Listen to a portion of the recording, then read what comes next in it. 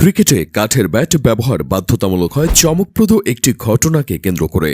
১৯৭৯ সালে পার্থে অনুষ্ঠিত অস্ট্রেলিয়া এবং ইংল্যান্ডের মধ্যকার দ্বিতীয় টেস্টে অস্ট্রেলিয়ান কিংবদন্তি ডেনিস লিলি যখন ব্যাট করতে নামেন তখন তার ব্যাট চকচক করতে শুরু করে, কারণ তিনি কাঠের ব্যাটের পরিবর্তে অ্যালুমিনিয়ামের ব্যাট হাতে মাঠে নামতেন। তখনও আইসিসির নিয়মে কোথাও উল্লেখ ছিল না ব্যাট কাঠেরই হতে হবে। স্বাভাবিকভাবে অ্যালুমিনিয়ামের ব্যাটের ব্যবহার নিয়ম বহির্ভূত ছিল না।